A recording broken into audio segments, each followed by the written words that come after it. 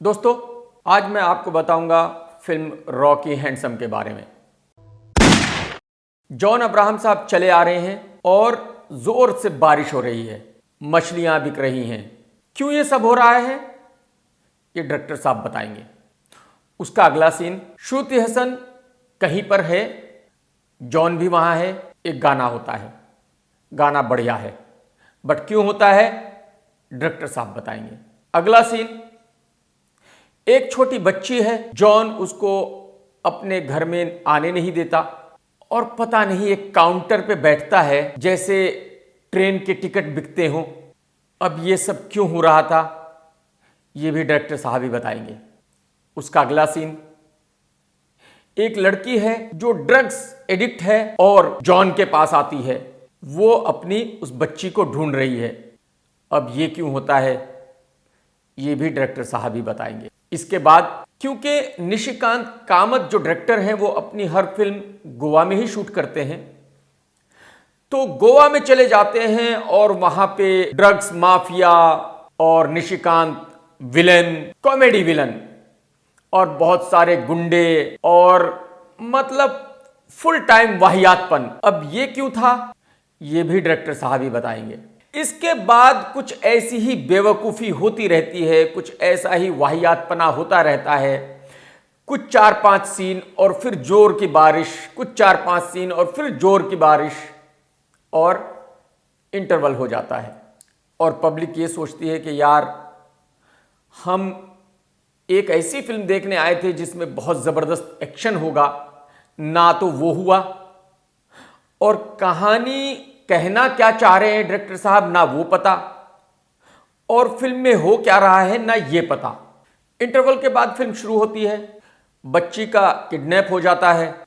अब कहानी drug mafia से कहीं और चली जाती है, यानी वही गुंडे ह्यूमन ऑर्गन्स को बेचना शुरू कर देते हैं, यानी आंखें बेचते हैं, किडनी बेचते हैं। अब जॉन लड़की को ढूंढ रहा है और जो माफिया हैं वो इतने कॉमेडी हैं, इतनी कॉमेडी कर रहे हैं कि आप परेशान हैं कि यार ये एक्शन फिल्म है या कॉमेडी फिल्म है, ये है क्या। और यही होते होते जॉन जितने भी गुंडे हैं उनको मार देता है और फिल्म खत्म हो जाती है। और पब्लिक सोचती है कि जो हमने टिकट के पैसे दिए वो क्यों दिए, और ये फिल्म हम देखने आए थे तो क्यों आए थे। आखिर निशिकांत कामत साहब कहना क्या चाहते थे। क्या ये फिल्म फोर्स का रीमेक है, क्योंकि उसमें भी जॉन की वाइफ मर जाती है, जॉन बदला लेता है। यहां भी जॉन की वाइफ मर जाती है, जॉन बदला लेता है। या फिर ये निशिकांत कामत साहब ने फिल्म इसलिए बनाई थी कि उनको खुद को एज ए विलन लॉन्च करना था। इन्हीं सवालों के साथ पब्लिक घर चली जाती है। डायलॉग्स अच्छे और बुरे तो तब होंगे जब हों। फिल्म में डायलॉग्स है ही नहीं, क्योंकि डायरेक्टर ने जॉन साहब को बोला था कि आप डायलॉग्स बिल्कुल बोलना नहीं, सिर्फ खड़े रहना, बस देखते रहना, और जहां कहीं मैं कहूं वहां एक्शन कर लेना। म्यूजिक 2-3 गाने हैं, बढ़िया हैं, अच्छे हैं। एक्शन वो चाकू छुरी वाला एक्शन है, चौं चौं चौं चौं चौं। शायद कहीं चाइना वाइना में होता होगा, इंडिया में तो वो सब होगा नहीं, बट ठीक ठाक है। जॉन साहब आपको पता ही है कितने बेहतरीन एक्टर हैं, क्या जबरदस्त एक्टिंग वो करते हैं। बस उन्होंने यहां भी वही जबरदस्त किस्म की एक्टिंग की है।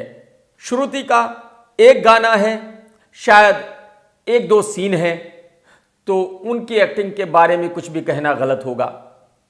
निशिकांत कामत साहब ने विलन का रोल किया है और उन्होंने खूब पकाया है, जबरदस्त कॉमेडी की है। आप ये सोचने पे मजबूर हो जाते हो कि ये भाई साहब विलन है या कॉमेडियन है।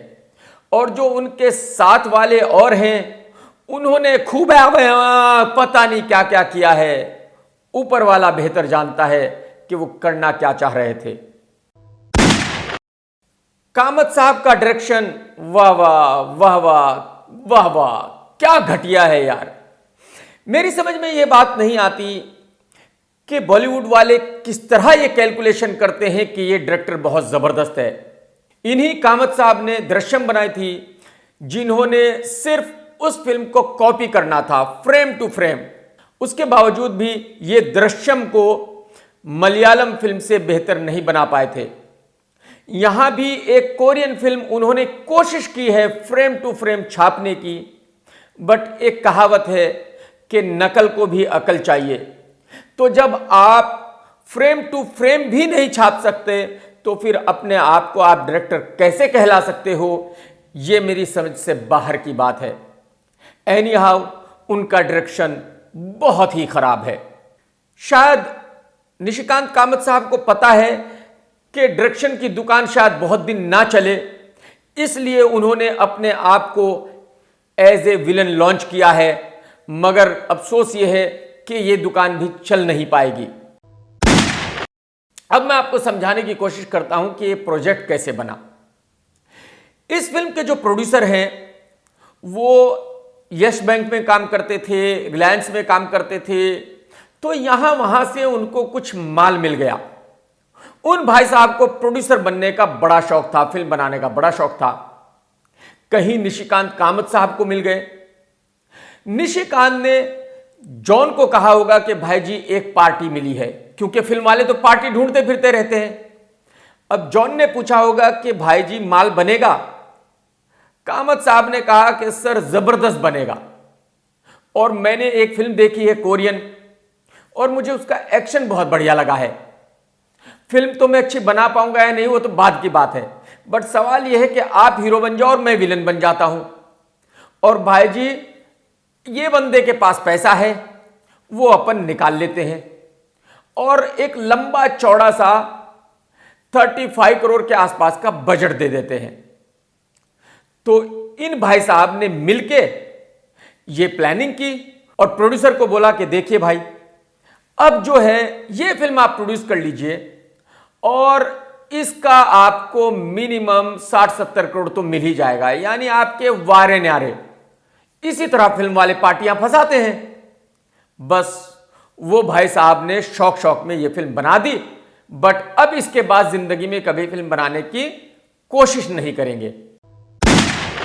कुल मिलाकर यह फिल्म बहुत ही वाहियात है, बहुत ही घटिया है। ये एक ऐसी फिल्म है जिसके ना सर है, ना पैर है, ना कहानी है, ना इमोशन है।